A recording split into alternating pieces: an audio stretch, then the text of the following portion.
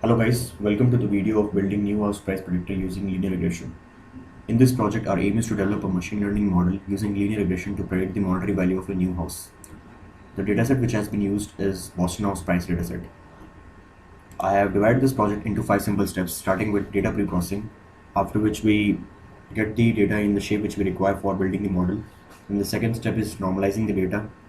And after that, splitting the data into training and test set. Training set will be used for developing the model, and the test set will be used for testing it. Then the fourth step will be training the model using linear regression, and the fifth step finally will be prediction using the test dataset. So firstly, we input all the libraries required for developing the product, as you can see. Then we import the Boston House dataset, which is already available in the sklearn library, as you can see. Then this is a description of the Boston House dataset. This dataset consists of total 506 instances, that is 506 data points, and total of 13 independent attributes, and the 14th attribute target being dependent one. These are the 13 dependent attributes, and using this we will be predicting the target value or the price of the new house. Now using feature sorted, we can get see the first few rows of the features dataset. Similarly for the target. Now using concat function, we merge the 13 attributes along with the target attribute to get a single data frame, as you can see. Now next step is finding the correlation coefficient among all the possible pairs. There are many methods. We have used the Pearson coefficient method over here. Now after that, applying the absolute value and arranging the correlation coefficients in the descending order and plotting the graph, we get the following chart. And you can see that the attribute LSTAT has the maximum correlation coefficient above 0.7, and the attribute CHAS has the least correlation coefficient. That means that the target value will vary more frequently with LSTAT. But it is more sensitive to the LSTAT attribute among all the attributes. Therefore, we'll be using LSTAT attribute to develop our linear regression model. So our pre-processing step is complete. The second step is normalizing the data. Now, since the LSTAT attribute was the one with the highest correlation coefficient, so we used its values to get our X data frame, and our Y data frame will be target values. Now we scale the data on the scale of 0 to 1 using min-max scaler. So after normalization is done, our next job is splitting the data into testing and training set. In my case, I've divided the training and test data in the ratio 80:20, that is 80% into 20% ratio. You can do it even 70:30, that's up to you. Next step is building the model. The three functions that constitute this model are error function. This function returns the mean squared error in the predicted values for the given slope and constant.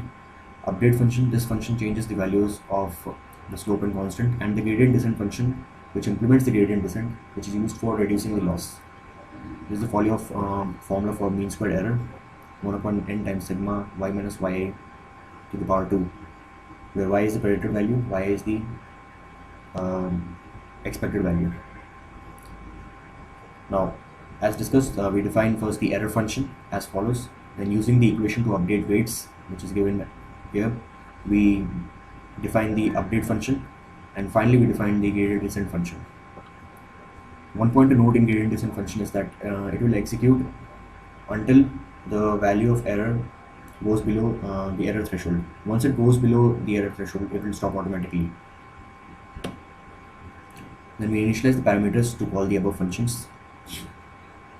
Then finally we get the slope and constant as minus 0.8197 and 0.6404 from our learning on the training dataset. So using this slope and constant, which we have got from the training dataset, we will predict the values for the test dataset. Now let's visualize what we have learned from the training dataset. So we use the regression line plot to plot the expected and the predicted training dataset.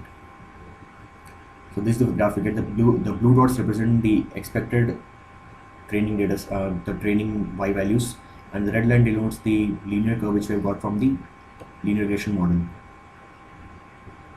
and as you can see, this red line fits quite well for our given data. Similarly, we plot the error values graph to check how the error drops over time. And we um, took 250 iterations for training the dataset, and out of those you can see that after 100 iterations the error went below 0.01. Then the final step after training is prediction of the model using the test dataset. Now since our model has been developed, now we'll use that model to predict the y values for the test dataset. So we do this over here and we calculate the mean squared error for the same, and we get it as 0.0163. That means 1.63% error, which is quite low.